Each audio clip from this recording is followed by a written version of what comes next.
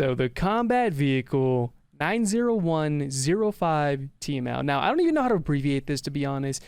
So we're just going to go ahead and call this the TML. Now, this is the premier Swedish premium vehicle that is probably going to be one of my own anticipated vehicles in 1.97, aside from, the J35, the Stridsforden, as well as the STRV 122. Now, what does this vehicle have over the other existing vehicles or premium vehicles of its similar class and price range? Now, again, this is a 9.0 battle rating vehicle, which puts it well within the other vehicles. So this is definitely going to be fighting those really high tiers, including those 10.0s, etc. Now, the question is, can it fight? Is it well protected against those type of vehicles? Yes and no. Okay, the one thing this vehicle has that the other premium vehicles do not have is two things, actually. One, it has Gen 2 thermal sights. That's right. You have a premium vehicle for $60 at that has Gen 2 thermal sights, which some other top tier MBTs don't even have. So that's absolutely fortunate for this type of vehicle. Balance wise, not so much, but we'll talk about that in a different day. The second thing it has that no other premium vehicle has at this time is Commander's independent thermal viewer. That's right. You have thermal in the binoculars, which is absolutely phenomenal in terms of like efficiency and performance of pretty much any vehicle. A lot of vehicles that don't have this capability really do suffer quite a bit in the current meta, and this vehicle is, well, thankfully an exception to that and has it. So moving forward from that, guys, that's the two biggest things about this. Now let's go ahead and talk about the overview and protection, mobility, firepower of this vehicle itself. Now, again, you guys do not have much armor. In fact, you have roughly 6 millimeters of armor right behind here. By the way, you have no spaced armor and you have no composite armor. Okay, you know what, about the whole spaced armor thing, you might have it because there is rolled homogeneous armor separating the crew from what appears to be the outside of the hull itself. I would well imagine this is used against maybe AP rounds or HE rounds, such as like the HE round from BMP or other vehicles like that, 20 mils, etc. However, I don't really know how well this is going to work against, say, the KPZs, 20 millimeter, or the MX-30B2s, etc., etc.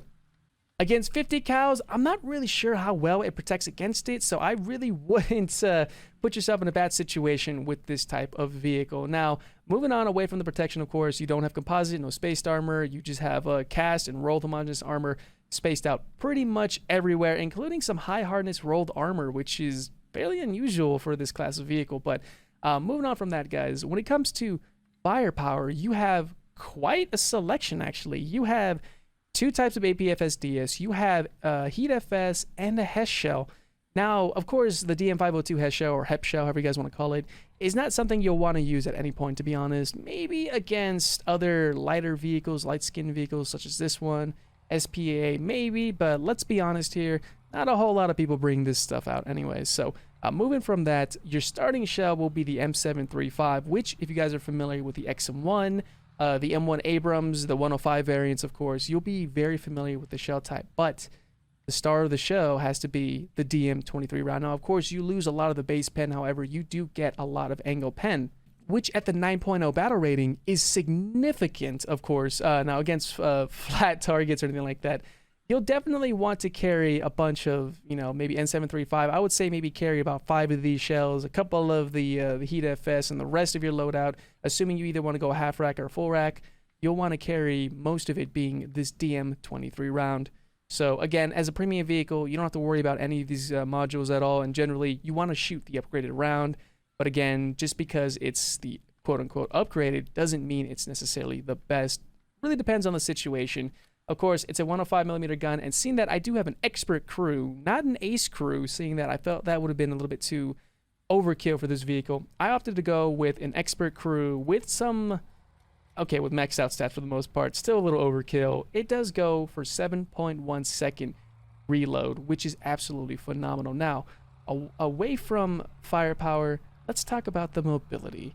So if we look at the engine right here, it is a 21.9 ton vehicle. You do have a 550 horsepower engine at 2100 RPM, which you'll be surprised at how nimble and how pretty speedy this vehicle can honestly be. Transmission, you have a max speed going forward 70 kilometers an hour on 6 gears. Max speed backwards is 43 kilometers an hour in gears 3, which is absolutely phenomenal. So looking at that mobility and firepower, let's go ahead and jump into the test range and showcase this a little bit, shall we? So moving into the test server, you can definitely take a look at the profile of this vehicle. It is actually pretty small, to be honest. It is much lower than, say, a Leopard 2A5 or an Abrams. However, it's still a relatively tall vehicle, so being stealthy with it is not going to be the most ideal situation. So I'm going to go ahead and take a shot so you guys can listen to that gun. Honestly, I really love the new audio being introduced in 1.97. So another thing to point out as well is the gun is, I believe, the same one as the AMX-10 RC. However, this is a stabilized platform where the AMX-10 is not, unfortunately. So moving into the commander's sight, you'll see it does have thermals. And it is Gen 2 thermal sights. Same goes with the gun itself. Now, if you guys notice the optic, you can't really play around with the zoom too much, which is a huge shame. But being a premium vehicles, premium vehicle, beggars can't be choosers. So taking another shot from inside. Absolutely phenomenal. Well, that was actually a bad shot. Let's pull out the DM-23 round against that, what, T-62? Yeah. Nice. All right. So again, going with the mobility here, it is pretty nimble. Again, I am playing with an expert crew, so your results may vary depending on your crew level. Braking is pretty quick, of course, as with most tanks with upgraded components. Going in reverse is actually phenomenal. Look at that. Look how nimble and how quickly it gets to negative 43 or 43 kilometers an hour going in reverse, which is great for getting yourself out of a sticky situation. So yeah, that really does it. Oh, one more thing too, I do apologize, is the smoke screen. It is about 180 degrees, or I'd say about 120 degrees of a wall of smoke.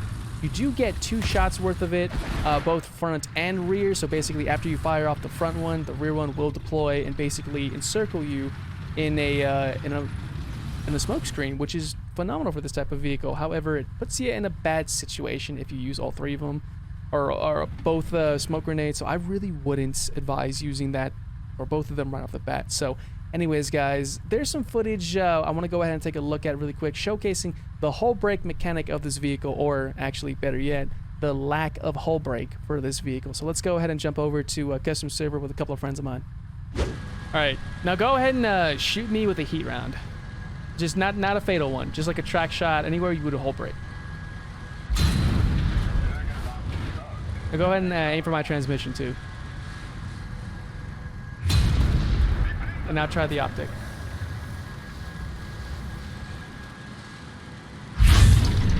Wait, did you bounce?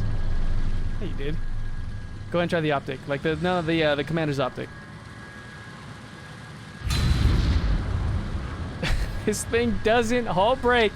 I love it. So that just about does it for the overview of the vehicle itself. Unfortunately, I wasn't able to get much gameplay footage of it, seeing that the nature of the dev server is to showcase vehicles and talk about dev stuff, as well as basically look at the new stuff, more so than get uncontrolled footage. What I mean by that is normal gameplay footage in an uncontrolled situation or environment.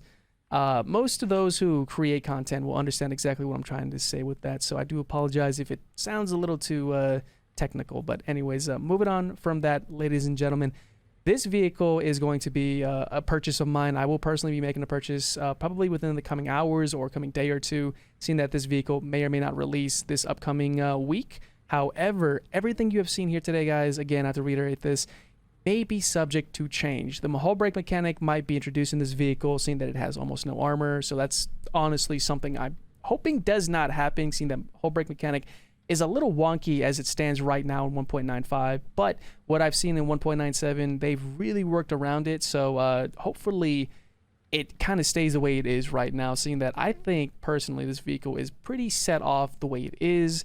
Though, again, a lot is subject to change. Anyways, ladies and gentlemen, again, if you guys would like to see this kind of stuff, maybe in a live setting, you're more than welcome to check out my Twitch channel. The link is down in the description below. As per usual, ladies and gentlemen, you guys can check that out and catch me live almost every single day. And yeah, that just about does it. So I hope to see you guys in War Thunder. I hope everyone has a great time in the dev server while it's still standing. And I hope you guys enjoy 1.97 when it drops. Until next time, ladies and gentlemen, happy War Thundering.